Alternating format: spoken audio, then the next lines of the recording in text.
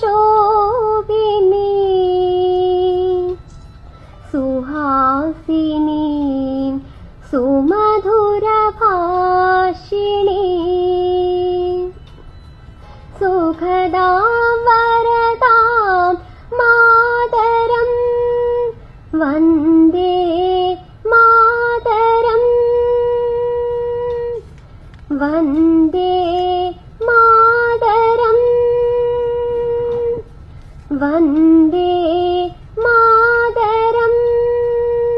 ഭാരത് മാതാ കി ജയ്.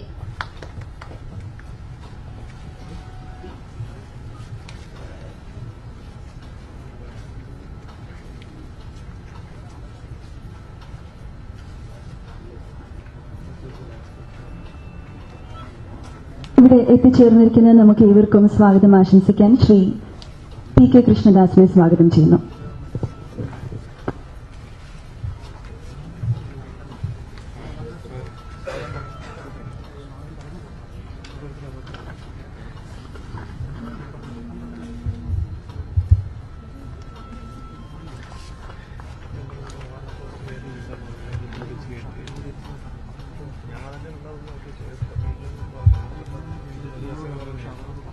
വേദിയിലും സദസ്സിലുമുള്ള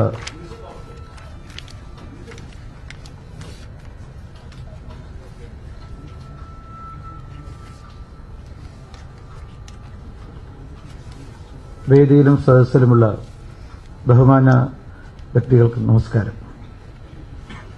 ദേശീയ ജനാധിപത്യ സഖ്യത്തിന്റെ വിഷൻ ഡോക്യുമെന്റ് അതിന്റെ ഔപചാരികമായ പ്രകാശന കർമ്മമാണ് ഇവിടെ നടക്കുന്നത്. ഏതാണ്ട് കഴിഞ്ഞ 6 പതിറ്റാണ്ട് കാലം കേരളം മാറി മാറി ഭരിച്ച കോൺഗ്രസ് മാർക്സിസ്റ്റ് പാർട്ടികളും അവരുടെ മുന്നണികളും നമ്മുടെ സംസ്ഥാനത്തെ എല്ലാ അർത്ഥത്തിലും പരിതാപകരമായ പതനത്തിലെത്തിച്ചിരിക്കുന്നു എന്ന കാര്യത്തിൽ ആർക്കും സംശയമില്ല. കേരളത്തിൽ മാറി മാറി വന്നിട്ടുള്ള മുന്നണികളുടെ നയപരിപാടികളിൽ മൌലികമായ യാതൊരു വ്യത്യസ്തതയും നമുക്ക് കാണാൻ സാധ്യമല്ല. അതുകൊണ്ടാണ് ഈ സംസ്ഥാനം ഇത്രയും അധപ്പതിച്ചു പോയത് എന്ന് നമുക്ക് മനസ്സിലാക്കാൻ സാധിക്കും. ഈ ആസന്നമായ നിയമസഭാ തെരഞ്ഞെടുപ്പിനോടനുബന്ധിച്ച് UDFും LDFും പ്രസിദ്ധീകരിച്ചിട്ടുള്ള പ്രകടന പത്രിക, അതിന്റെ കവർ പേജിൽ ഉള്ള അക്ഷരങ്ങളിലെ ചില വ്യത്യാസങ്ങൾക്കപ്പുറത്ത് പ്രഖ്യാപനങ്ങൾക്കോ അല്ലെങ്കിൽ നിർദ്ദേശങ്ങൾക്കോ അല്ലെങ്കിൽ പദ്ധതികൾക്കോ പരിപാടികൾക്കോ മൌലികമായ യാതൊരു വ്യത്യസ്തതയും ഇല്ല. സത്യത്തിൽ ഒരു മുന്നണിയുടെ ഘടകകക്ഷികളാണ് കോൺഗ്രസും CPMും അതുപോലെ UDF LDF ഘടകകക്ഷികൾ എന്നുള്ളത് നമുക്കവർ പ്രസിദ്ധീകരിച്ചിട്ടുള്ള ഏറ്റവും ഒടുവിലത്തെ പ്രകടന പത്രിക ശ്രദ്ധാപൂർവം വായിച്ചു നോക്കിയാൽ മനസ്സിലാക്കാവുന്നതാണ്. പക്ഷെ ഭാരതീയ ജനതാ പാർട്ടി നേതൃത്വം നൽകുന്ന ദേശീയ ജനാധിപത്യ സഖ്യം ഇവിടെ തയ്യാറാക്കിയിട്ടുള്ള വിഷൻ ഡോക്യുമെന്റ് എല്ലാ അർത്ഥത്തിലും തകർന്നുപോയ ഈ കേരളത്തെ എല്ലാ അർത്ഥത്തിലും വികസനത്തിന്റെ രാജപാതയിലേക്ക് നയിക്കാൻ പര്യാപ്തമായിട്ടുള്ള ഒരു മാർഗദർശന രേഖ തന്നെയാണ്. ഒരു പുതിയ കേരളം എന്നുള്ള സുന്ദരമായ സ്വപ്നത്തിന്റെ സാക്ഷാത്കാരത്തിന് ഉതകുന്ന പ്രായോഗികവും ശാസ്ത്രീയവുമായിട്ടുള്ള പദ്ധതികളും പരിപാടികളുമാണ് ഈ വിഷൻ ഡോക്യുമെന്റിൽ മാർഗദർശന രേഖയിൽ ഉൾപ്പെടുത്തിയിട്ടുള്ളത്. ഈ രേഖയുടെ ഔപചാരികമായ ഉദ്ഘാടന കർമ്മമാണ്, പ്രകാശന കർമ്മമാണ് ഇവിടെ നിർവഹിക്കാൻ വേണ്ടി പോകുന്നത്. ഈ വിഷൻ ഡോക്യുമെന്റിന്റെ ഉദ്ഘാടന കർമ്മം, പ്രകാശന കർമ്മം നിർവഹിക്കുന്നത് കേന്ദ്ര ധനകാര്യ വകുപ്പ് മന്ത്രി ബഹുമാന്യനായ അരുൺ ജെയ്റ്റ്ലി അവർകളാണ്. ഈ വിഷൻ ഡോക്യുമെന്റിന്റെ ഉദ്ഘാടന കർമ്മം നിർവഹിക്കുന്ന ശ്രീ അരുൺ ജെയ്റ്റ്ലിയെ ആദരവപൂർവ്വം ബഹുമാനപൂർവ്വം ഞാൻ സ്വാഗതം ചെയ്യുകയാണ്. അതോടൊപ്പം തന്നെ ഈ ചടങ്ങിൽ തന്റെ സാന്നിധ്യം കൊണ്ട് ഈ ചടങ്ങിനെ സമ്പന്നമാക്കുന്ന കേന്ദ്ര മന്ത്രിയും ആസന്നമായ നിയമസഭാ തെരഞ്ഞെടുപ്പിന്റെ കേരളത്തിന്റെ പ്രത്യേകമായ ചുമതല വഹിക്കുന്ന ശ്രീ രാജീവ് പ്രതാപ് റൂഡിജി അവർകളെയും ഞാൻ ആദരവപൂർവ്വം ഈ വേദിയിലേക്ക് സ്വാഗതം ചെയ്യുന്നു. ദേശീയ ഈ ചടങ്ങിൽ അധ്യക്ഷത വഹിക്കുന്നത് ഭാരതീയ ജനതാ പാർട്ടിയുടെ സംസ്ഥാന അധ്യക്ഷൻ ശ്രീ കുമ്മനം രാജശേഖർജി അവർകളാണ്. അദ്ദേഹത്തെയും ബഹുമാനപൂർവ്വം സ്വാഗതം ചെയ്യുകയാണ്. ഭാരതീയ ജനതാ പാർട്ടിയുടെ മുതിർന്ന നേതാവും മുൻ കേന്ദ്രമന്ത്രിയും കൂടിയായ ശ്രീ ഒ രാജഗോപാൽജി ഇവിടെ എത്തിച്ചേർന്നിട്ടുണ്ട്. അദ്ദേഹത്തെയും സ്വാഗതം ചെയ്യുകയാണ്. അതോടൊപ്പം തന്നെ ദേശീയ ജനാധിപത്യ സഖ്യത്തിലെ പ്രമുഖ ഘടകകക്ഷിയായിട്ടുള്ള BDJSന്റെ ആദരണീയനായ സംസ്ഥാന അധ്യക്ഷൻ ശ്രീ തുഷാർ വെള്ളാപ്പള്ളിയെ ബഹുമാനപൂർവ്വം സ്വാഗതം ചെയ്യുന്നു. മുൻ കേന്ദ്രമന്ത്രിയും കേരള കോൺഗ്രസിന്റെ ചെയർമാൻ കൂടിയായ ബഹുമാന്യനായ PC തോമസ് അവർകളെ ഞാൻ ആദരപൂർവ്വം സ്വാഗതം ചെയ്യുകയാണ്. JSSന്റെ സംസ്ഥാന ജനറൽ സെക്രട്ടറിയും മുൻ MLA കൂടിയായ ശ്രീമാൻ രാജൻ ബാബു അവർകളെയും സ്വാഗതം ചെയ്യുന്നു. ഭാരതീയ ജനതാ പാർട്ടിയുടെ മുൻ സംസ്ഥാന അധ്യക്ഷനും ഭാരതീയ ജനതാ പാർട്ടിയുടെ തെരഞ്ഞെടുപ്പ് കമ്മിറ്റിയുടെ കൺവീനറും കഴക്കൂട്ടം ദേശീയ ജനാധിപത്യ സഖ്യത്തിന്റെ സ്ഥാനാർത്ഥി കൂടിയായ ശ്രീ V മുരളീധരൻ അവർകളെ സഹർഷം സ്വാഗതം ചെയ്യുകയാണ്. അതോടൊപ്പം LJPയുടെ സംസ്ഥാന general secretary Shri Muhammad Asif, socialist Janata Dal സംസ്ഥാന അധ്യക്ഷൻ ശ്രീ രാജേന്ദ്രൻ VV, നാഷണലിസ്റ്റ് കേരള കോൺഗ്രസ് സംസ്ഥാന chairman Shri Kuruvila Mathew, Praja socialist party സംസ്ഥാന അധ്യക്ഷൻ Shri KK Ponnappan, NDP secular സംസ്ഥാന അധ്യക്ഷൻ Shri B Premanandan, secular national Dravida party സംസ്ഥാന അധ്യക്ഷൻ ശ്രീ S സുവർണകുമാർ, RLSP സംസ്ഥാന അധ്യക്ഷൻ ഡോക്ടർ കടവിൽ ചന്ദ്രൻ എന്നിവരെയും ആദരപൂർവ്വം ഈ വേദിയിലേക്ക് സ്വാഗതം ചെയ്യുകയാണ്. ഇവിടെ ദേശീയ ജനാധിപത്യ സഖ്യത്തിന്റെ സംസ്ഥാന നേതാക്കന്മാര് ഈ സദസ്സിൽ സന്നിഹിതരായിട്ടുണ്ട്. അതോടൊപ്പം തന്നെ ഇന്ന് ഈ ക്ഷണിക്കപ്പെട്ട സദസ്സിൽ ജീവിതത്തിന്റെ സമൂഹത്തിന്റെ വ്യത്യസ്ത തലങ്ങളിൽ വ്യക്തിമുദ്ര പതിപ്പിച്ച പ്രമുഖ വ്യക്തിത്വങ്ങൾ നമ്മുടെ ക്ഷണം സ്വീകരിച്ച് ഇവിടെ എത്തിയിട്ടുണ്ട്. എല്ലാവർക്കും ദേശീയ ജനാധിപത്യ സഖ്യത്തിന്റെ ഊഷ്മളമായ സ്വാഗതം ആശംസിക്കുകയാണ്. അതോടൊപ്പം തന്നെ ഇവിടെ എത്തിച്ചേർന്ന മാധ്യമ സുഹൃത്തുക്കൾക്കും എല്ലാവർക്കും ഒരിക്കൽ കൂടി സ്വാഗതം ആശംസിച്ചുകൊണ്ട് ഈ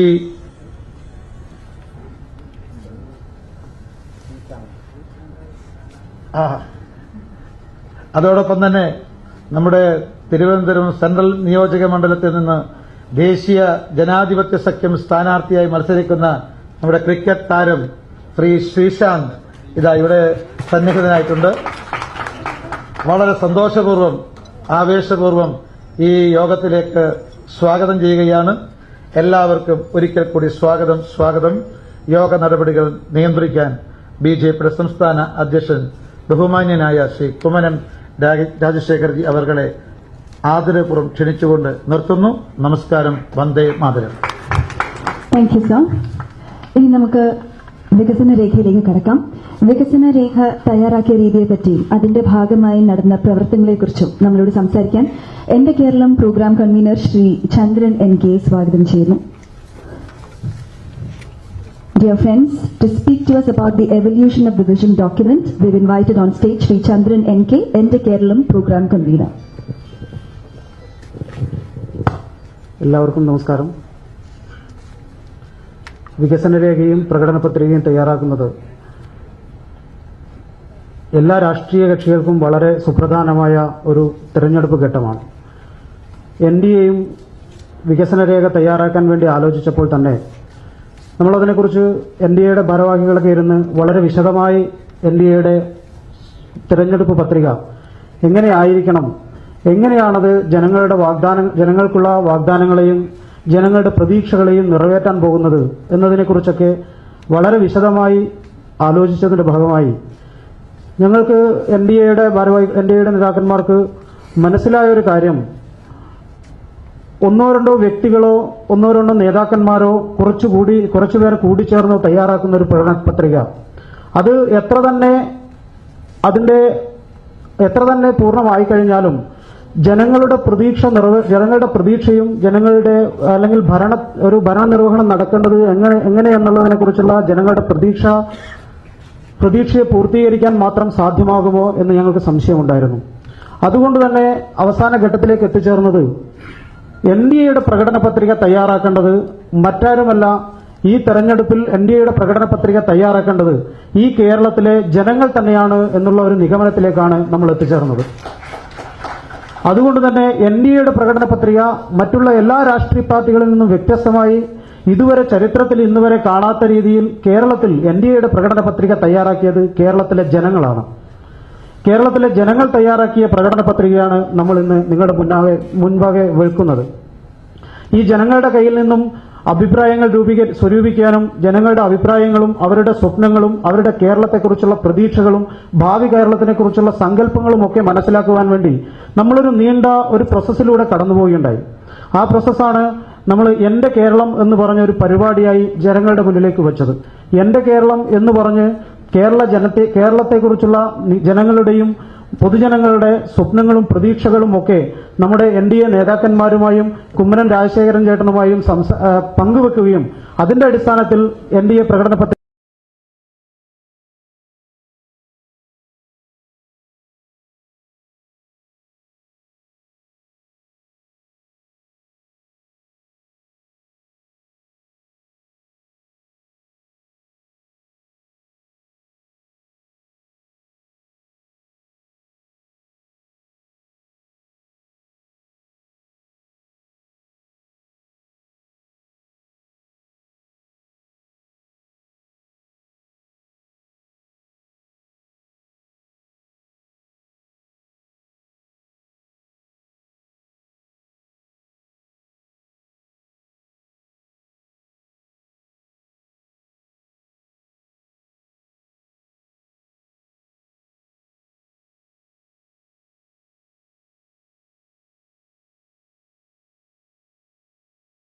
അങ്ങനെ അതിനെയൊക്കെ ഇതിനെ ഭാഗമാക്കുകയും ചെയ്തു. അതിന് പുറമെ ഓൺലൈൻ വഴിയും സോഷ്യൽ മീഡിയ വഴിയും മറ്റ് സംവിധാനങ്ങളെല്ലാം വഴി ഇമെയിൽ വഴിയും ഒക്കെ നമ്മുടെ അഭിപ്രായങ്ങൾ ശേഖരിക്കുകയും അങ്ങനെ ആയിരക്കണക്കിന് അഭിപ്രായങ്ങൾ ഞങ്ങൾക്ക് സ്വരൂപിക്കാൻ കഴിഞ്ഞിട്ടുണ്ട്. അതിനെ അവസാനം ക്രോഡീകരിക്കുക എന്നുള്ള ചെറിയൊരു പണി മാത്രമാണ് ഞങ്ങൾ കുറച്ചുപേർ ചെയ്തത്. അതുകൊണ്ട് അങ്ങനെ ക്രോഡീകരിച്ചുണ്ടാക്കിയ ഒരു പ്രകടന പത്രികയാണ് ഇത് ഇന്ന് ജനങ്ങളുടെ മുൻപാകെ നമ്മൾ വെക്കുന്നത്. ഈ പ്രകടന പത്രിക തയ്യാറാക്കാൻ വേണ്ടി സഹകരിച്ച, അഭിപ്രായം പറഞ്ഞ, ഞങ്ങളോട് അഭിപ്രായം അറിയിച്ച, എഴുതിയും നേരിട്ടും അല്ലാതെയും ഒക്കെ പറഞ്ഞ എല്ലാവർക്കും നന്ദി അറിയിക്കുന്നു. ഈ പ്രകടന പത്രിക ജനങ്ങളുടെ പ്രകടന പത്രികയാണ് ഇവിടെ ജനങ്ങളുടെ മുൻപാകെ വെക്കുന്നത്. നന്ദി ശ്രീ ചന്ദ്രൻ. ഇനി വികസന രേഖ പ്രകാശന ചടങ്ങിലേക്ക് നമുക്ക് കടക്കാം. അതിനായി ബഹുമാനപ്പെട്ട കേന്ദ്ര ധനകാര്യ വകുപ്പ് മന്ത്രി ശ്രീ അരുൺ ജെയ്റ്റ്ലിയെ സ്വാഗതം ചെയ്യുന്നു. Ladies and gentlemen, we are moving on towards the vision document of NDA release by none other than the Honorable Union Minister for Finance, Shri Arun Jaitley.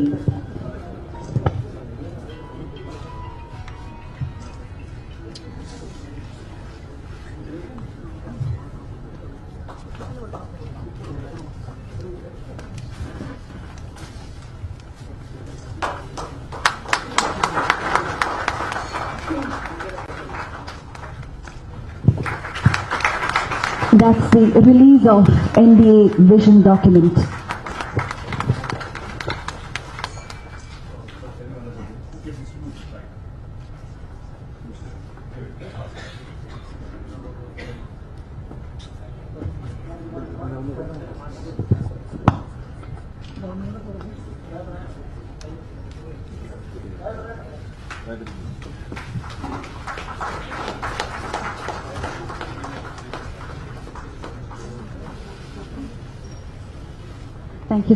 Thank you, sir.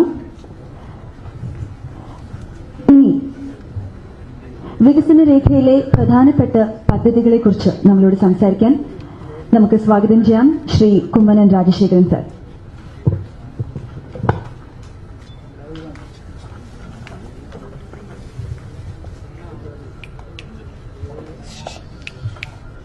ബഹുമാനപ്പെട്ട കേന്ദ്ര ധനകാര്യ വകുപ്പ് മന്ത്രി ശ്രീ അരുൺ ജെയ്റ്റ്ലിജി,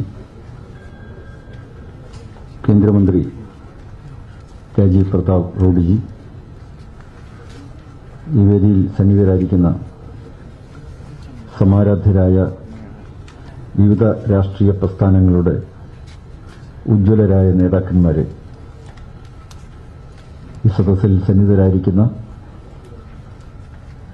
സഹോദരി സഹോദരന്മാരെ, ഗുരുജനങ്ങളെ, കേരളത്തിന്റെ രാഷ്ട്രീയ ചരിത്രത്തിൽ വലിയൊരു വഴിത്തിരിവ് സൃഷ്ടിച്ചുകൊണ്ടാണ് ദേശീയ ജനാധിപത്യ സഖ്യത്തിന്റെ ഈ കുതിച്ചുചാട്ടം. സർവ്വമേഖലകളിലും സമൂലമായ പരിവർത്തനവും നവോത്ഥാനവും ഉണ്ടാവുക എന്നുള്ളതാണ് എൻഡിഎയുടെ ലക്ഷ്യം. ഈ കേരളം 60 വർഷം ഭരിച്ച എല്ലാ രാഷ്ട്രീയ മുന്നണികളും എല്ലാ രംഗങ്ങളിലും ഉണ്ടാക്കിവെച്ച വിനകളും വിനാശവും മുരടിപ്പും ഇന്ന് ഈ കേരളത്തിലെ ജനങ്ങൾ അനുഭവിച്ചു വരികയാണ്. അതിന്റെ തിക്തഫലം, അതിന്റെ ദൂരവ്യാപകമായ പ്രത്യാഘാതങ്ങൾ ഈ കേരളത്തിലെ ജനങ്ങൾ അനുഭവിച്ചു വരികയാണ്. ഈ കേരളത്തിനൊരു വിമോചനം ആവശ്യമാണ്, ഒരു മാറ്റം. കേരളത്തിലെ ജനങ്ങൾ കേഴുന്നു ഒരു മാറ്റത്തിനു വേണ്ടി. എല്ലാ രംഗങ്ങളും തകർന്നു കഴിഞ്ഞു. കാർഷിക രംഗം, വാണിജ്യ രംഗം, വ്യാപാര രംഗം, വ്യവസായ രംഗം, വിദ്യാഭ്യാസ രംഗം, സമ്പദ് രംഗം എല്ലാം തകർന്ന് തരിപ്പണമായി കഴിഞ്ഞു. മറ്റ് സംസ്ഥാനങ്ങളെല്ലാം ഉയർച്ചയുടെ, പുരോഗതിയുടെ നേർവഴിയിലൂടെ സഞ്ചരിച്ച് അവരെല്ലാം സ്വയം പര്യാപ്തമാകുമ്പോൾ കേരളം മാത്രം മറ്റുള്ളവരെ ആശ്രയിച്ചു കഴിയുകയാണ്. നമ്മുടെ 60 വർഷത്തെ ഭരണം കൊണ്ട് നമുക്ക് നാടിനെ സമ്മാനിച്ചതെന്താണ്? കുടിക്കാൻ വെള്ളമില്ല, കഴിക്കാൻ ആഹാരമില്ല, കയറിക്കിടക്കാനൊരിടമില്ല, ഭൂമിയില്ലാത്തവർ നിരവധി, ചെയ്യാനൊരു തൊഴിലില്ലാത്ത എത്രയോ എത്രയോ ആളുകൾ. തൊഴിലില്ലായ്മ ഇന്ന് രൂക്ഷമാണ്. വറ്റിക്കിടക്കുന്ന 43 നദികൾ, മണ്ണിട്ട് മൂടിയ എത്രയെത്രയോ പാടശേഖരങ്ങൾ, കയ്യേറ്റക്കാർ സ്വന്തമാക്കി കൈയടക്കിയ എത്രയോ എത്ര വനഭൂമികൾ, എല്ലാം നഷ്ടപ്പെട്ടുപോയ നമ്മുടെ പാവപ്പെട്ട നിരാലംബരായ ആദിവാസി സഹോദരങ്ങൾ, പട്ടികജാതി സഹോദരങ്ങൾ, പിന്നോക്കക്കാർ, സമൂഹത്തിന്റെ വിവിധ മേഖലകളിൽ കഴിയുന്നവർ ഇന്ന് പാർശ്വവൽക്കരിക്കപ്പെട്ടുപോയി. ഈ ജനങ്ങൾക്കൊരു വിമോചനം വേണം. എൻഡിഎ മുന്നോട്ട് വെക്കുന്നത് അവരെയെല്ലാം കണ്ടുകൊണ്ടാണ്. അന്നത്തിനും വെള്ളത്തിനും മണ്ണിനും തൊഴിലിനും നീതിക്കും ആരോഗ്യത്തിനും വേണ്ടിയാണ്. നല്ലൊരു കേരളം ഉണ്ടാകണം, നല്ല നാളേക്ക് വേണ്ടി. ദേശീയ ജനാധിപത്യ സഖ്യം ഈ നാട്ടിലെ ജനങ്ങളുടെ മുമ്പിൽ സമർപ്പിക്കുന്നു ഒരു വികസന രേഖ, ഒരു വിഷൻ ഡോക്യുമെന്റ്. അത് ജനങ്ങൾ തയ്യാറാക്കിയതാണ്. ഏതെങ്കിലും വലിയ സാമ്പത്തിക വിദഗ്ധന്മാരും രാഷ്ട്രീയ നേതാക്കളും മുറിയിലിരുന്നു കൊണ്ട് അവരുടെ ബുദ്ധിയുടെ വ്യായാമത്തിലൂടെ തയ്യാറാക്കിയതല്ല. ഇത് ജനങ്ങളുമായി സംവദിച്ച്, ജനങ്ങളുടെ അഭിപ്രായങ്ങൾ കേട്ട്, അവരുടെ വികാരങ്ങളും വിചാരങ്ങളും ചിന്തകളും പങ്കുവച്ച് തയ്യാറാക്കിയ വികസന രേഖയാണ്. ഇതിൽ വളരെ പ്രധാനമായും 10 കർമ്മപരിപാടികളാണ് മുന്നോട്ടേക്ക് വെക്കുന്നത്. 70 ലക്ഷം ജനങ്ങൾ ഇന്ന് കേരളത്തിൽ ഇപ്പോഴും പിന്നോക്കാവസ്ഥയിലാണ്. അടിസ്ഥാന സൌകര്യങ്ങളായ ഭൂമിയും പാർപ്പിടവും കുടിവെള്ളവും പോലും നിഷേധിക്കപ്പെട്ടവരാണ്. ഈ യാഥാർത്ഥ്യത്തെ ഉൾക്കൊണ്ടുകൊണ്ട് സാമ്പത്തികമായും സാമൂഹ്യപരമായും പിന്നോക്കം നിൽക്കുന്ന കേരളത്തിലെ പാർശ്വവൽക്കരിക്കപ്പെട്ട ജനവിഭാഗങ്ങളെ മുഖ്യധാരയിലെത്തിക്കുക, ഇതാണ് ഇതിന്റെ ലക്ഷ്യം. ഏറ്റവും പരമപ്രധാനമായി NDA അധികാരത്തിലേറിയാൽ ചെയ്യാൻ ഉദ്ദേശിക്കുന്നതും പ്രഖ്യാപിക്കാൻ ഉദ്ദേശിക്കുന്നതും രണ്ടാം ഭൂപരിഷ്കരണമാണ്. ഈ കേരളത്തിൽ നിലവിലുള്ള ഭൂപരിഷ്കരണ നിയമം കാലഹരണപ്പെട്ടുപോയതാണ്. മുഴുവൻ ഭൂരഹിത കുടുംബങ്ങൾക്കും 2 വർഷത്തിനുള്ളിൽ ഭൂമി ലഭ്യമാക്കുക, അങ്ങനെ രണ്ടാം ഭൂപരിഷ്കരണ നിയമം നടപ്പിലാക്കുക. പഞ്ചായത്ത് പരിധിയിൽ 20 സെന്റും മുനിസിപ്പാലിറ്റികളിൽ 10 സെന്റും കോർപ്പറേഷനിൽ 5 സെന്റും ഭൂമി വിതരണം ചെയ്യും. ഇതിനാവശ്യമായ ഭൂമി കണ്ടെത്തുന്നതിനായി സർക്കാർ അധികാരം ഏറ്റ് 6 മാസത്തിനുള്ളിൽ ലാൻഡ് ബാങ്ക് പദ്ധതി പൂർത്തിയാക്കുന്നതാണ്.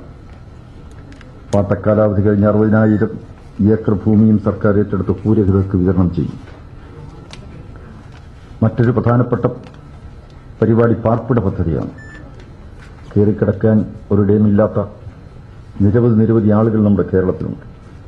മുഴുവൻ ഭവനരഹിതർക്കും ജീർണാവസ്ഥയിലുള്ള വീടുകളിലും കഴിയുന്നവർക്കായി ശ്രീനാരായണ ഗുരുദേവന്റെ പേരിൽ ഒരു പാർപ്പിട പദ്ധതി ആവിഷ്കരിക്കും.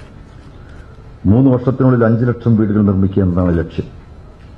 ഒരു വീടിന് 5 ലക്ഷം രൂപയും തൊഴിലുറപ്പ് പദ്ധതിയുമായി സഹകരിച്ച് 150 തൊഴിൽ ദിനങ്ങളും ലഭ്യമാക്കും.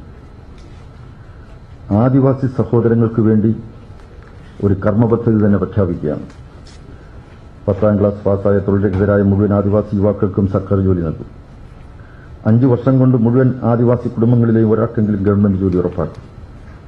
5 വർഷത്തിനുള്ളിൽ ആദിവാസി സമൂഹത്തിനിടയിൽ നിന്നും 1000 എഞ്ചിനീയർമാർ, 500 അധ്യാപകർ, 100 ഡോക്ടർമാർ, 50 സിവിൽ സർവീസ് ഉദ്യോഗസ്ഥർ തുടങ്ങി എന്നിവരെ സൃഷ്ടിക്കുക എന്ന ലക്ഷ്യം മുൻനിർത്തി സമഗ്രമായ ഒരു കർമ്മ പദ്ധതി ആവിഷ്കരിച്ച് നടപ്പിലാക്കും.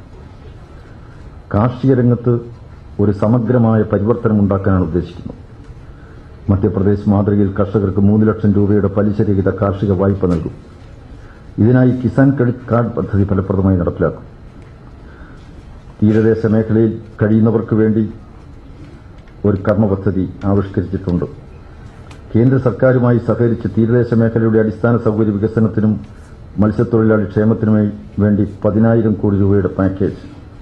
ട്രോളിംഗ് നിരോധന ധനസഹായം 2,700 രൂപയിൽ നിന്നും 10,000 രൂപയായി വർദ്ധിപ്പിക്കും. 1 ലക്ഷം ചെറുകിട വ്യവസായ സംരംഭങ്ങൾ ആരംഭിക്കുകയാണ്. കേന്ദ്ര ഗവൺമെന്റ് മുദ്രാ പദ്ധതിയുമായി സഹകരിച്ച് 1 ലക്ഷം ചെറുകിട വ്യവസായ സംരംഭങ്ങൾ തുടങ്ങുന്നതിനായി യുവാക്കൾക്ക് യാതൊരു ഈടുമില്ലാതെ 10 ലക്ഷം രൂപ വരെ വായ്പ. സ്റ്റാർട്ടപ്പ് സംരംഭങ്ങൾക്കായി 1,000 കോടി രൂപ. ഓരോ വർഷവും 200 സ്റ്റാർട്ടപ്പുകൾ. പരമ്പരാഗത വ്യവസായ തൊഴിൽ മേഖലയ്ക്കായി 10,000 കോടി രൂപയുടെ പാക്കേജ്. കേന്ദ്ര സർക്കാരുമായി സഹകരിച്ച് പരമ്പരാഗത വ്യവസായങ്ങളായ കയർ, കൈത്തറി, കശുവണ്ടി, ആറന്മുള കണ്ണാടി തുടങ്ങിയ മേഖലകളുടെ പുനരുജ്ജീവനത്തിനും വികസനത്തിനും 10,000 കോടി രൂപയുടെ പ്രത്യേക പാക്കേജ്. കേരളത്തിലെ പരമ്പരാഗത വ്യവസായങ്ങൾക്കായി ബ്രാൻഡ് കേരള എന്ന പേരിൽ പദ്ധതി ആവിഷ്കരിക്കുകയും ദേശീയ അന്തർദേശീയ വിപണിയിൽ പരമ്പരാഗത വ്യവസായ ഉൽപ്പന്നങ്ങളുടെ സജീവ പങ്കാളിത്തം ഉറപ്പുവരുത്തുകയും ചെയ്യും. പരമ്പരാഗത തൊഴിൽ മേഖലകളായ ആശാരിപ്പണി, കൊല്ലപ്പണി, സ്വർണ്ണപ്പണി, വാർക്കപ്പണി, മൺപാത്ര നിർമ്മാണം തുടങ്ങിയവയുടെ സംരക്ഷണത്തിനായി പ്രത്യേക പാക്കേജ് നടപ്പിലാക്കും. മന്നം സ്കോളർഷിപ്പ്. ജാതിമത ഭേദമന്യേ സാമ്പത്തികമായി പിന്നോക്കം നിൽക്കുന്ന മുഴുവൻ വിദ്യാർത്ഥികൾക്കും ഭാരതകേസരി മന്നത്ത് പത്മനാഭന്റെ പേരിൽ സ്കോളർഷിപ്പ് പദ്ധതി. കോളേജ് വിദ്യാർത്ഥികൾക്ക് 36,000 രൂപയും ഹൈസ്കൂൾ +2 വിദ്യാർത്ഥികൾക്ക് 24,000 രൂപയും UP വിദ്യാർത്ഥികൾക്ക് 12,000 രൂപയും LP വിദ്യാർത്ഥികൾക്ക് 6,000 രൂപയും വാർഷിക സ്കോളർഷിപ്പ്. 24 മണിക്കൂർ മുടങ്ങാതെ കുടിവെള്ളം. 1 വർഷത്തിനുള്ളിൽ തന്നെ കേരളത്തിലെ മുഴുവൻ ജനങ്ങൾക്കും 24 മണിക്കൂറും മുടങ്ങാതെയുള്ള കുടിവെള്ളം ഉറപ്പാക്കും. ഇതിനായി മുടങ്ങിക്കിടക്കുന്ന മുഴുവൻ കുടിവെള്ള പദ്ധതികളും യുദ്ധകാലാടിസ്ഥാനത്തിൽ പൂർത്തിയാക്കും. 5 വർഷത്തിനുള്ളിൽ കേരളത്തിലെ മുഴുവൻ ജലസ്രോതസ്സുകളെയും സംരക്ഷിക്കുവാനും പുനരുജ്ജീവിപ്പിക്കുവാനുമായി കേന്ദ്ര സഹായത്തോടെ ഒരു സമഗ്ര കുടിവെള്ള പദ്ധതി ആവിഷ്കരിക്കും. ചേരിരഹിത കേരളം. ചേരിരഹിത കേരളം സൃഷ്ടിക്കുന്നതിന്റെ ഭാഗമായി 2 വർഷത്തിനുള്ളിൽ പൂർണ്ണമായി ഗവൺമെന്റ് ഫണ്ടിങ്ങോടുകൂടി 10,000 ഫ്ളാറ്റ് സമുച്ചയങ്ങൾ നിർമ്മിക്കും.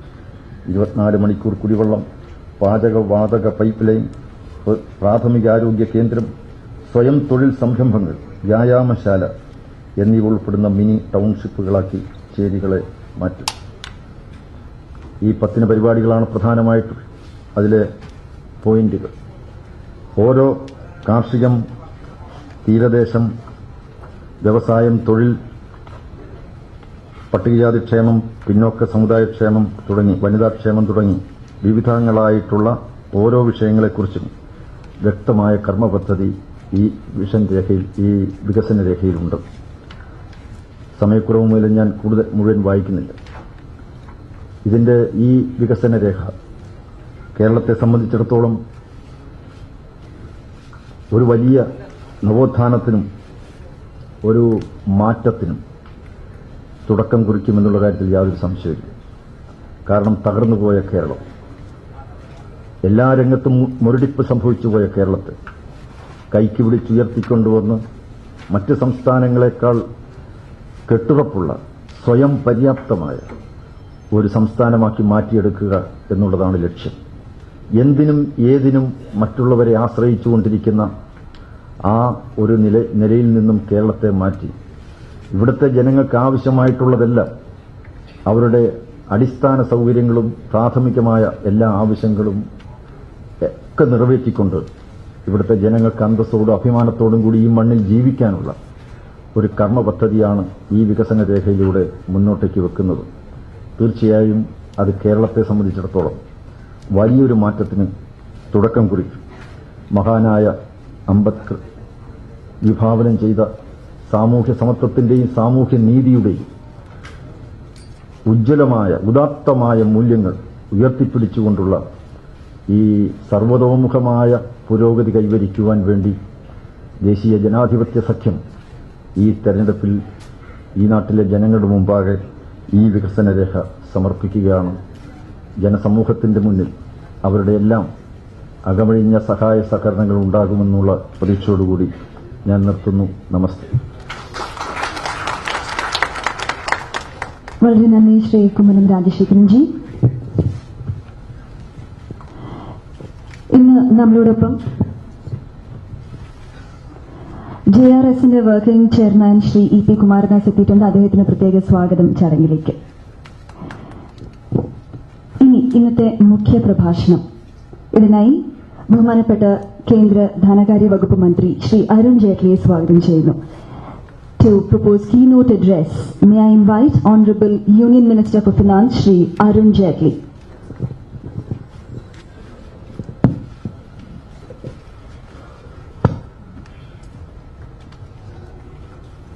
Well, thank you very much for all being here. It's my pleasure to be in the midst of all my colleagues for the release of the vision document of the National Democratic Alliance for the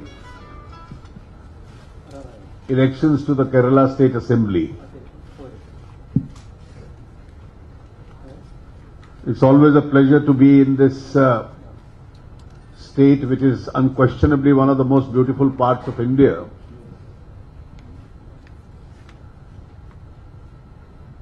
Not only is the state blessed with nature, it's also blessed with a great coastline, particularly on the western coast. And historically there is a lot more economic activity on the west coast itself. It's also blessed with one of the best manpower resources available in this country. The human resource available in the state of Kerala is unquestionably rated as extremely superior, and therefore, with all these assets, historically Kerala should have been the most prosperous state in the country.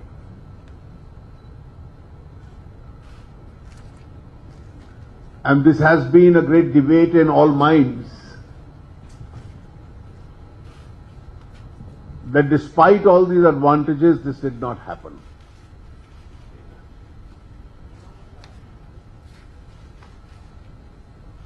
And I do believe this did not happen for two good reasons. The first was that the economic model created by the left was not a developmental model. The alternative model did not exist. The Congress or the UDF broadly followed the same line.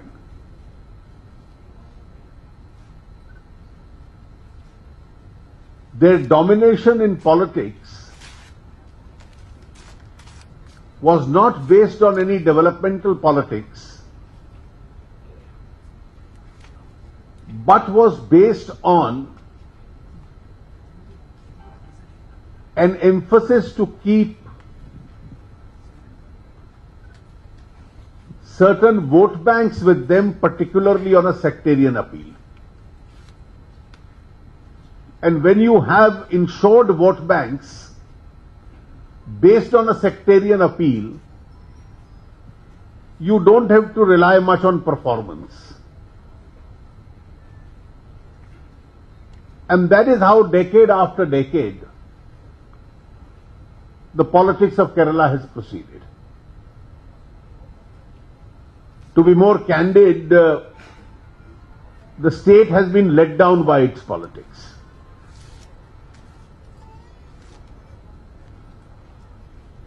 Under these circumstances, the Bharatiya Janata Party, along with some of its friendly organizations,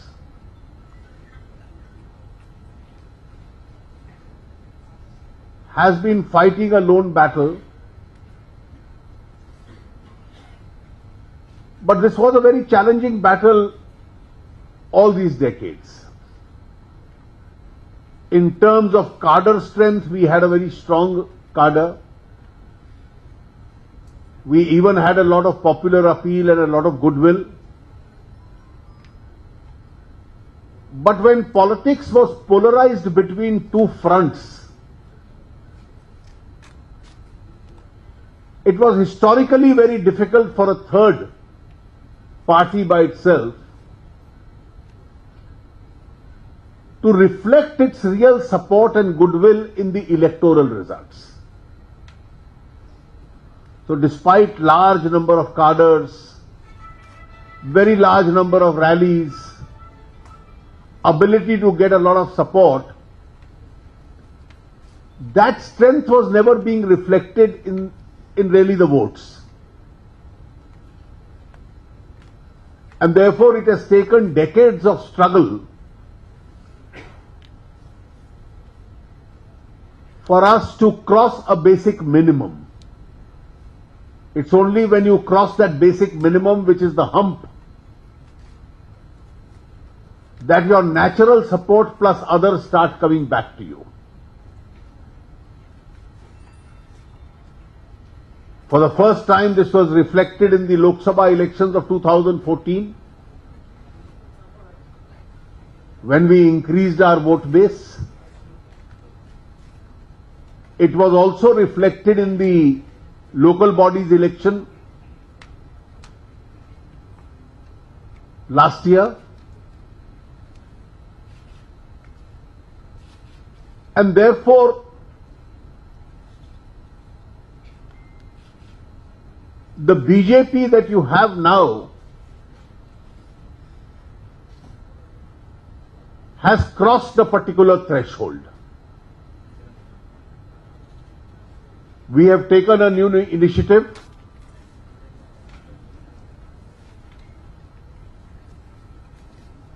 And as a part of the new initiative, we have 11 other political groups, each one having a state level or a local influence, becoming a part of the National Democratic Alliance. We greatly value the incremental addition of each one of them. And together, the buzz is very clear.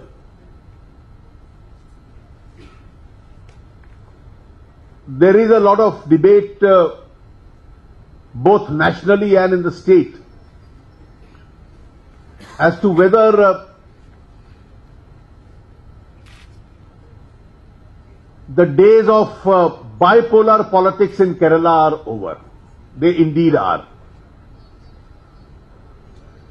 Kerala is now decisively heading for a tripolar election.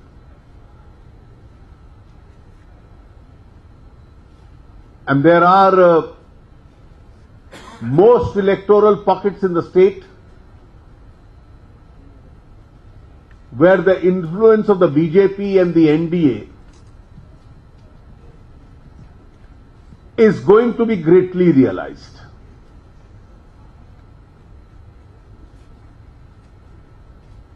What change is it going to make? Just now the details of our vision document have been given to you. We want the economic prosperity of the state, and in particular, we are very clear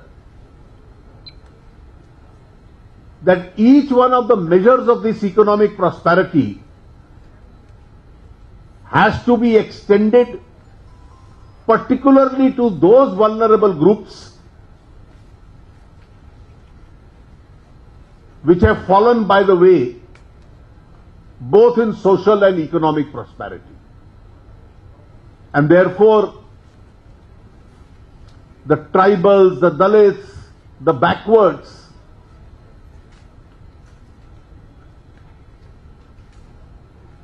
are going to be the main focus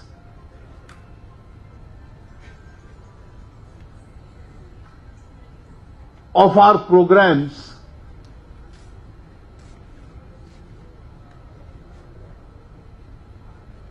we believe that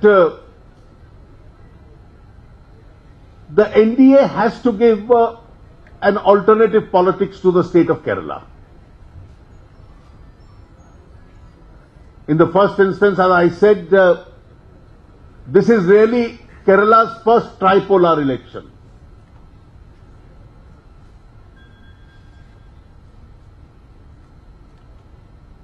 There is not much difference between the original two bipolar players. The Congress and the left are natural bedfellows. From 2004 to 2009, they were together as far as New Delhi was concerned. The UPA ruled with the support of the left. In fact, it was the left that kept them alive in power. Every day in Parliament I see a joint strategy between the two.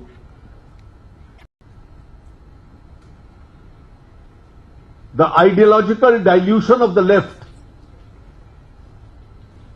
is not merely a global factor. Globally, the philosophy of Marxism has been rejected world over. The political model collapsed in the erstwhile Soviet Union.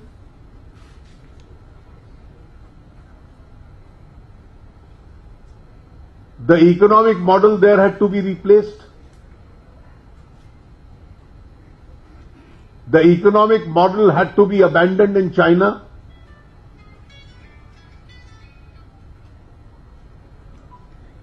In India, they were trying to hold on to three regions of West Bengal, Kerala and Tripura. But ultimately in West Bengal, both of them had to come together.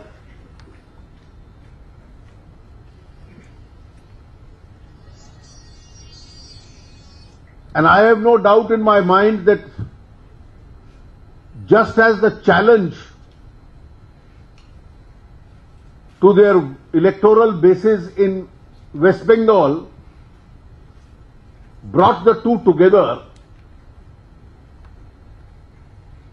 the more Kerala advances towards a tripolar politics, the closer will the Congress and the left become.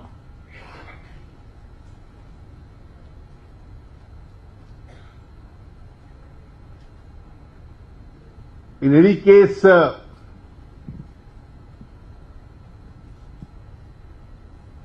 whether it is industry or it is utilizing the resource, the coastal resource of the state, or it is expanding the service sector of the state,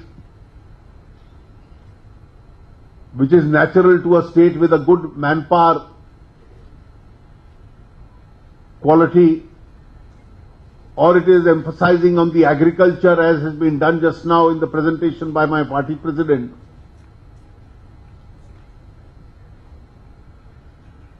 The economic growth of Kerala has to take place within Kerala. Kerala can't be just an exporter of manpower resource. It has to use that resource within. Alternative LDF, UDF governments have resulted in that.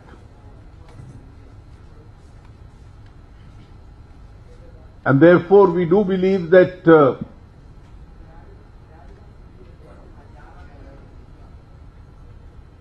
time for an alternative politics, alternative alliance has now come.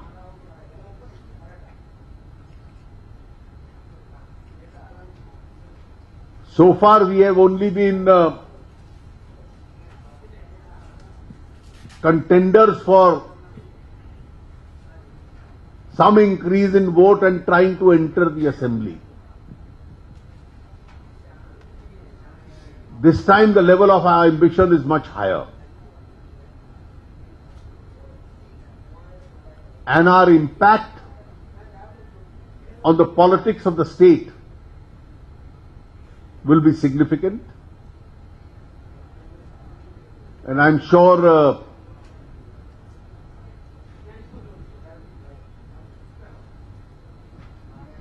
this new wave of politics where youth is being attracted towards us, weaker sections of the society are gravitating towards us, a very significant political change in the state is going to take place. I have great pleasure, along with all my colleagues, in launching the vision document. I am sure you will have some questions. If there are queries with regard to specific points on the vision document, some of my colleagues will also take the questions. If there are any questions addressed to me, I'll be too happy to answer them. Thank you. Thank you, sir. ഇനി ആശംസകൾക്കുള്ള സമയമായി ആദ്യമായി ആശംസകൾ അർപ്പിക്കാൻ ഭാരത് ധർമ്മ ജനസേന പാർട്ടിയുടെ ദേശീയ അധ്യക്ഷൻ ശ്രീ തുഷാർ വെള്ളാപ്പള്ളിയെ സ്വാഗതം ചെയ്യുന്നു. തുഷാർജി.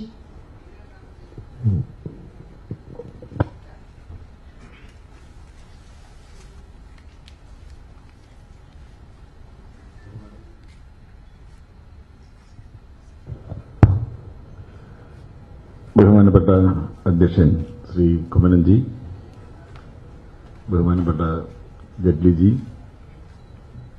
പ്രിയപ്പെട്ട റോഡിജി, മറ്റ് വേദിയിലും സദസ്സിലുമുള്ള പ്രിയപ്പെട്ട സഹോദരങ്ങളെ,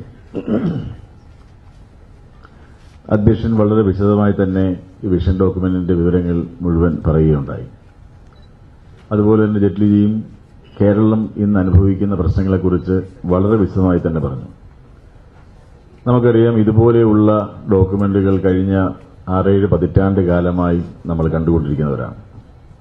ഇടതും വലതും ഇതുപോലുള്ള പ്രസിദ്ധീകരണങ്ങൾ എത്രയോ പ്രാവശ്യം ഇവിടെ നടത്തിയതും അത് നടന്നു കഴിഞ്ഞ് ഇലക്ഷൻ കഴിയുമ്പോൾ അത് അപ്പോൾ തന്നെ മറന്നു പോകുന്നത് നമ്മൾ വർഷങ്ങളായി കണ്ടുകൊണ്ടിരിക്കുന്ന ഒരു കാര്യമാണ്.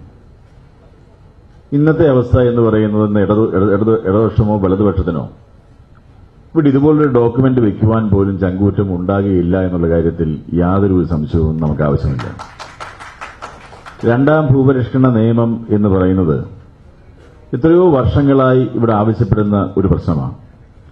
അത് കാണുവാനോ കേൾക്കുവാനോ ഇതുവരെ ഇടതിനും വലതിനും കഴിഞ്ഞിട്ടില്ല. സത്യാവസ്ഥ കഴിഞ്ഞ സർക്കാർ ഈ സർക്കാർ ഭരിച്ചുകൊണ്ടിരിക്കുമ്പോൾ തന്നെ നമ്മൾ കണ്ടതാണ്. ലക്ഷക്കണക്കിന് ഏക്കർ സ്ഥലം കേരളത്തിൽ പല ഭാഗങ്ങളിൽ ഇന്ന് പ്രത്യേക വിഭാഗങ്ങളിൽ ഇരിക്കുമ്പോൾ കേരളത്തിൽ ഒരു തുണ്ട് ഭൂമി പോലും ഇല്ലാത്ത ആദിവാസിക്കും ഇവിടുത്തെ പിന്നോക്കക്കാരനും ഉൾപ്പെടെയുള്ള ഒരുപാട് ആളുകൾക്ക് അത് വിതരണം ചെയ്യുവാൻ ഇന്നുവരെ സർക്കാരുകൾ യാതൊരു ശ്രമവും നടപ്പിലാക്കിയിട്ടുണ്ടായില്ല. ടൂറിസം മേഖല ഉൾപ്പെടെ വ്യാവസായിക മേഖല ഉൾപ്പെടെയുള്ള ഉന്നമനത്തിന് വേണ്ടി ഒരുപാട് പുതിയ കർമ്മപരിപാടികൾ മുമ്പോട്ട് വെച്ചിട്ടുണ്ട്. ഇത് എൻഡിഎക്ക് മാത്രമേ നടപ്പിലാക്കാൻ കഴിയൂ എന്ന സത്യാവസ്ഥ നമ്മൾ തിരിച്ചറിയണം, കേരളം തിരിച്ചറിയണം. കാരണം ഇന്ന് UDF സർക്കാർ ഭരിക്കാൻ കയറിയപ്പോൾ ഉണ്ടായിരുന്നത് ഏതാണ്ട് 70,000 കോടിയായിരുന്നു കടമെങ്കിൽ ഇന്നത് ഏതാണ്ട് 1,50,000 മുകളിൽ കടമായി നിൽക്കുന്ന ഒരവസ്ഥയിലുള്ള സംസ്ഥാനത്തിന് ഇവിടെ എല്ലാ വ്യവസായങ്ങളും ഇന്ത്യക്ക് സ്വാതന്ത്ര്യം ഉണ്ടായിരുന്ന വ്യവസായ സ്ഥാപനങ്ങൾ പോലും സമരം ചെയ്ത് അടപ്പിക്കുവാനല്ലാതെ ഒരു തരത്തിലുള്ള തൊഴിൽ മേഖലയിൽ ഒരു തരത്തിലുള്ള വളർച്ച അല്ലെങ്കിൽ വ്യവസായ മേഖലയിൽ ഒരു വളർച്ച നമുക്ക് ഉണ്ടാക്കിയെടുക്കുവാൻ കഴിഞ്ഞിട്ടില്ല. ടൂറിസം മേഖല ഉൾപ്പെടെ കൃഷി ഉൾപ്പെടെയുള്ള എല്ലാ മേഖലകളും പടവലങ്ങ പോലെ താഴേക്ക് പോകുന്ന ഒരവസ്ഥയാണ് കേരളത്തിൽ ഇന്ന് നിലനിൽക്കുന്ന സത്യാവസ്ഥ നമുക്കറിയാവുന്നതാണ്. അതുകൊണ്ട് മറ്റുള്ളവർ വയ്ക്കുന്ന പോലെ വയ്ക്കുന്ന ഒരു വിഷൻ ഡോക്യുമെന്റ് അല്ല NDA മുമ്പോട്ട് വയ്ക്കുന്നത്. പ്രത്യേകിച്ച് മോദി സർക്കാരിന്റെ ഇന്ത്യ ഗവൺമെന്റിന്റെ മുഴുവൻ സഹായവും NDA സർക്കാർ കേരളത്തിൽ വന്നാൽ ഉണ്ടാകും. അതുകൊണ്ട് തന്നെ ഇത് പരിപൂർണമായി നടപ്പിലാക്കാൻ നമുക്ക് കഴിയും എന്നുള്ള ഒരു വിശ്വാസം നമ്മളെല്ലാവരും ഉണ്ടാവുകയും അതിനോടൊപ്പം വരാൻ വേണ്ടി പോകുന്ന ഇലക്ഷനിൽ 16 ദിവസത്തെ കൊണ്ട് ഇത് കേരളത്തിലെ മുഴുവൻ ജനങ്ങളിലേക്ക് എത്തിക്കുവാനുള്ള ശ്രമങ്ങൾ ഉണ്ടാകണമെന്ന് മാത്രം പറഞ്ഞുകൊണ്ട് ഇതിനെല്ലാവിധ ആശംസകളും നേർന്നുകൊണ്ട് നിർത്തുന്നു. നന്ദി, നമസ്കാരം. Thank you sir.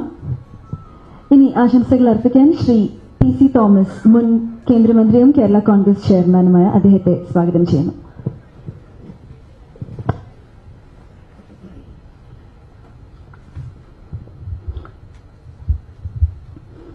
ആരാധ്യനായ അധ്യക്ഷൻ ശ്രീ കുമ്മനം രാജശേഖരൻ, ഏറ്റവും ബഹുമാന്യനായ കേരളത്തോട് പ്രത്യേക മമത കാട്ടുന്ന നമ്മുടെ ധനമന്ത്രി ശ്രീ അരുൺ ജെയ്റ്റ്ലി, ഏറ്റവും പ്രിയങ്കരനായ മന്ത്രി ശ്രീ രാജീവ് പ്രതാപ് റൂഡി, വേദിയിലുള്ള വിവിധ രാഷ്ട്രീയ കക്ഷികളുടെ നേതാക്കളെ, സ്നേഹസമ്പന്നരായ സഹപ്രവർത്തകരെ, സുഹൃത്തുക്കളെ, ഇതൊരു പ്രത്യേകതയാണ്.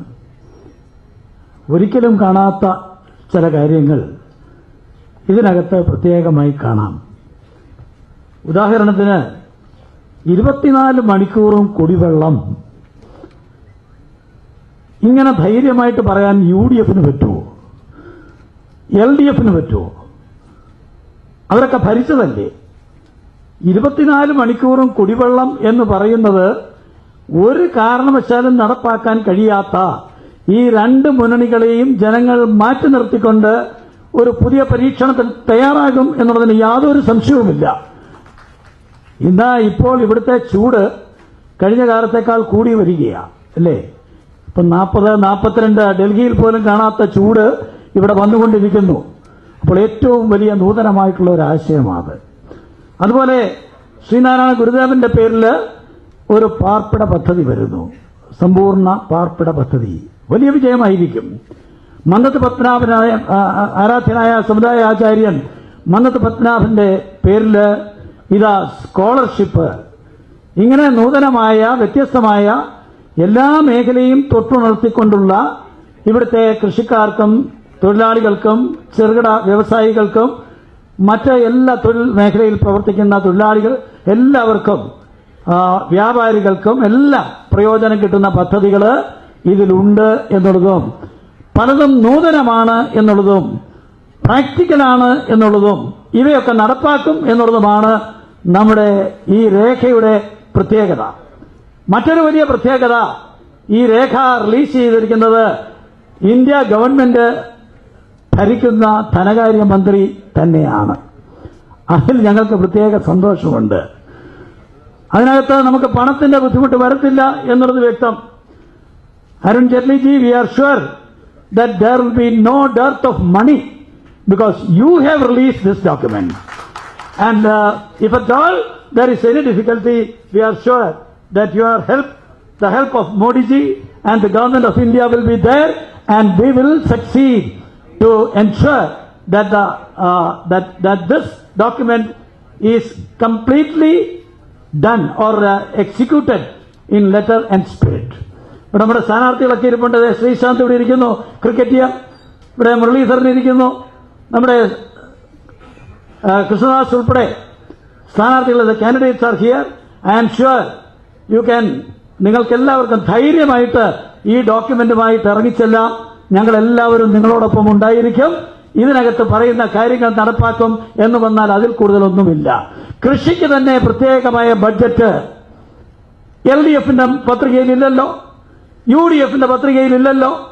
UDFന്റെ ഭരണകാലത്ത് പ്രത്യേകമായിട്ട് കൃഷിക്ക് വേണ്ടി ഒരു വലിയ ആക്കം കൂട്ടുന്ന പദ്ധതി എന്നുള്ള നിലയിൽ അവർ നിയോഗിച്ച കൃഷ്ണൻകുട്ടി കമ്മീഷൻ നിർദ്ദേശിച്ചിട്ടുള്ള കാര്യമാണ്. പക്ഷേ അവരുടെ പ്രകടന പത്രികയിലില്ല, ഇന്നേ വരെ നടപ്പാക്കിയിട്ടില്ല, ഇനി ജയിച്ചാലും നടപ്പാക്കില്ല എന്ന് വ്യക്തമാക്കുന്ന രീതിയിൽ അത് ഒഴിവാക്കിയിരിക്കുകയല്ലേ. റെയിൽവേക്ക് പ്രത്യേക ബഡ്ജറ്റ് ഇന്ത്യൻ പാർലമെന്റിലുള്ളതുപോലെ കൃഷിക്ക് പ്രത്യേക ബഡ്ജറ്റ്. ഇതൊന്നും നടപ്പാക്കാത്ത കാര്യമൊന്നുമല്ല, നടപ്പാക്കില്ലാത്ത കാര്യമൊന്നുമല്ല. യെദ്യൂരപ്പ ഗവൺമെന്റ് കർണാടകയിൽ നടപ്പാക്കി. TRS ഗവൺമെന്റ് NDAയുടെ ഘടകകക്ഷി ഇപ്പോൾ സീമാന്ധ്രയിൽ നടപ്പാക്കി കഴിഞ്ഞിരിക്കുന്നു.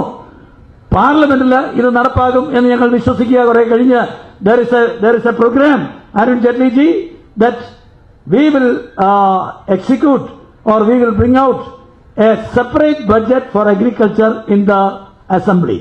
We will be very, very grateful that in due course this matter will be taken up by the centre also, so that a separate budget just like railways will come up also in the parliament. I am sure a study is going to be made on this very, very important, new and very practical aspect which will make the country grow to a very, very great height.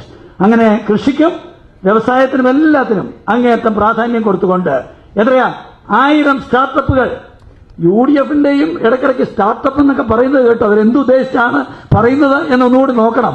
പക്ഷേ startup India അല്ല, startup എന്ന് പറയുന്ന പ്രോഗ്രാമില് 1000 programme നടപ്പാക്കും എന്ന് പറഞ്ഞിരിക്കുന്നത് എത്രയോ വ്യക്തമായിട്ടാണ്.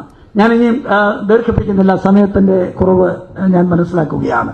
ഒരിക്കൽ കൂടി എല്ലാ ആശംസകളും അർപ്പിച്ചുകൊണ്ട് നമുക്ക് പ്രതിജ്ഞയെടുക്കാം. തീർച്ചയായിട്ടും ഇതിൽ പറയുന്ന ഓരോന്നും ഞങ്ങൾ നടപ്പാക്കും. 71 സീറ്റിൽ കൂടുതൽ നേടിക്കൊണ്ട് കേരള ഭരണം നമ്മൾ നേടിയെടുക്കാം. One more question, sir. Namaste, sir. My name is Gurdeep Kaur. I'm running an NGO with 2 helplines, and I have a helpline called Thangum Kanalum. And recently, after the Mudra loans were announced by the government, I had about 10 to 12, 13 cases with me. Like they come and tell me like all these things are announced, but when we go to the banks, there is nothing as such. And I myself have gone to 3 banks asking what the reason why the loans are not being, I don't know, like I was mentally prepared to be talking in Malayalam since you all are not with Malayalam. Finding it difficult to cope up with the language, I'm sorry. So the banks, when I spoke to them directly, they said like it's not viable or feasible. It's not feasible, and we need some more assurance from the government, like how the loans will be. Something very technical, and they couldn't oblige to my beneficiaries for whom I had gone to the bank. Let me tell you, we started this scheme in the last financial year, and in the last financial year, the object of the scheme really is that small entrepreneurs have to be helped. We had a target of disbursement of about 1,22,000 crores. There is no security taken. These are microfinance or a little more than microfinance. And last year, 3 crore 38 lakh small entrepreneurs have been helped. across the country. Now, these are not given merely because somebody asked for them. These are given where there is a viable project where the money is to be spent. So these are project specific. So the bank has to be satisfied that a particular entrepreneur is going to set up a small shop, a stall or some unit when they give it. This year I have increased the target by another 50%. So it will be 1,80,000 crores to say the minimum. Now in case in some particular bank there has been a difficulty, you can send the details to me, I'll find out. Because the object is that the large economy, however fast it grows, whether in government or in large establishments, can't give jobs to everyone. So millions of people must generate employment for themselves through entrepreneurship and maybe create a job or two themselves. That's the object. First year was the starting point, it's worked well. And these figures of 3 crore 38 lakh people are real because monies have actually been given, they are being monitored. But if there is a problem at something, please in some area just communicate it to me or direct it to any of my colleagues and I'll certainly have it looked into. I think with one more question. Sir, in the last union budget, what is the benefit for Kerala actually? You see, union budgets are not state specific. They are sector specific. And when you say there are two particular emphases, if you ask me, I won't go into the overall details of three emphases if I have to say. The first is rural India. Therefore, in rural India, there is an emphasis of empowering and enriching the agricultural sector in rural India. How do you do that? So we increase the grants to be given for rural roads. Electrification in those villages which are not electrified to be completed. Irrigation. Interest subvention, crop insurance, where there is a failure, substantially subsidized by the state. Now these are various instruments, including Manrega, increased amounts for rural employment. Now these are various instrumentalities of putting resources into rural India. The second is an emphasis on infrastructure. So additional money is into national highways, money is into rural roads, money is into railways, money is for establishing now, for instance, this year we are going to establish the regional connectivity of airways. So rather than the major cities, the smaller cities, 25 we are going to select. Maybe somebody gets selected, if there is a lot of traffic support here, gets selected in your state as far as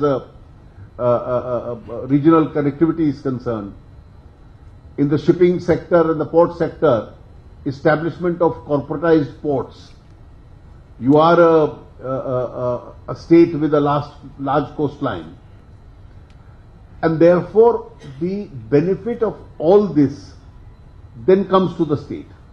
Thirdly, and that's a question which P.C. Thomas also raised, we have increased the grants to be given to the states. Now, one of the factors I must mention, most states in India are today revenue surplus. Some geographically disadvantaged states, northeast or hill states, are not revenue surplus. The only two major states which are not hill states which are not geographically disadvantaged, but which are revenue deficit, are West Bengal and Kerala. And it is no rocket science to answer a question what is common between them. It is therefore clear that even when Bihar and Jharkhand and Chhattisgarh and Odisha can become revenue surplus, why should the state with such a beautiful advantage of nature, with such a great resource of manpower, be revenue deficit? And that is why I said in the opening comments, the model envisaged by the left and the alternative model given by the other party, which has ruled Kerala, that is what has left these two states, in particular Kerala, behind. And therefore, not only are we giving 42% of the total revenue collected in the center to the states, for which Kerala gets a share, the revenue deficit of Kerala and West Bengal has to be met by a special grant given by us. So we cover up for the revenue deficit, which we have to. It's no favor to anybody. Because if a state is revenue deficit, it's the duty of the center to support it. Plus 42% over and above that of the central's pooled taxation collection is given to the states, for which the state gets its share. In addition to this expenditure on agriculture, on infrastructure, that's over and above. This is from the center share of 58%. So all these resources come to the state, and I do hope they are effectively used in the state. At the end of the day, how does the state develop rather than just export manpower and then say the largest income is coming from just remittances? That's not an economic formulation to exist in perpetuity, and therefore you have plantations which have to be made more remunerative. The state has to ensure that. You have tourism, you have a coastline, therefore coast-based industry, agricultural-based industry has to come in. These are all, that whole model of existing either on remittances or on state subsidies can't sustain indefinitely. It's not a sustainable model. That's the model over the last 65 years, which hasn't worked as far as Kerala is concerned. Thank you.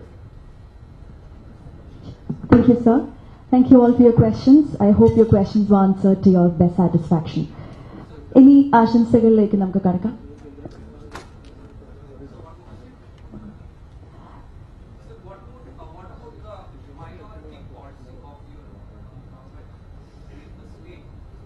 You see, we would like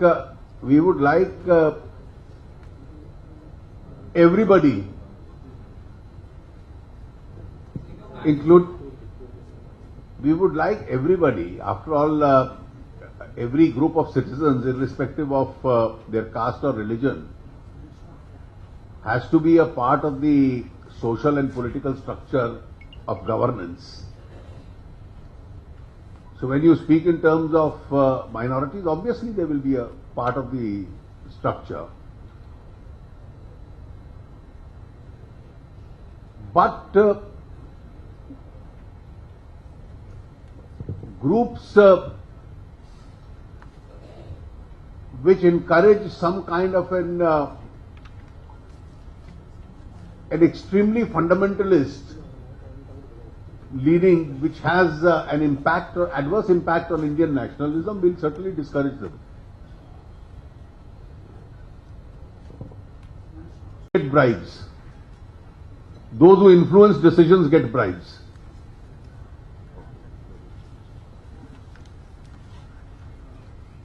I think the briefing that the former defense minister gave to his own party suffered from amnesia, in as much as it was mentioned that the Augusta company Finmechanica was blacklisted by UPA and that the NDA lifted the blacklisting. This was a figment of somebody's imagination.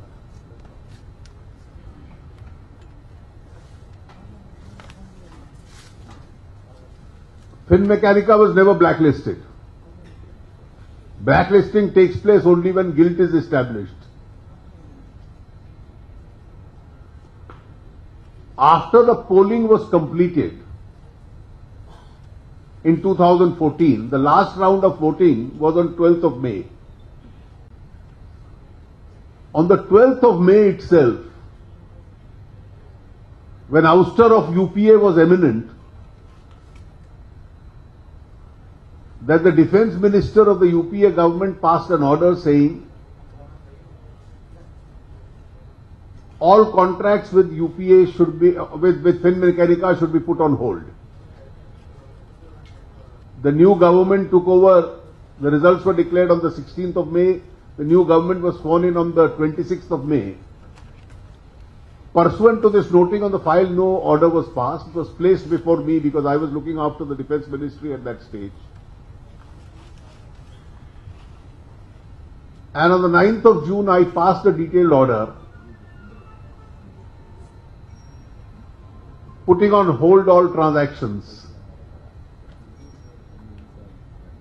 The matter was referred to the Attorney General, who then gave a detailed opinion that past supplies, you may require some servicing, some spare parts. So that may be a self-goal if we stop that. And that may hurt India's defense preparedness. Therefore, those can go on, but future contracts should be put on hold till the matter is investigated. And that order was passed on the 3rd of July 2014. Therefore, this whole theory that was built up, that UPA imposed a blacklisting which was lifted, is a figment of imagination.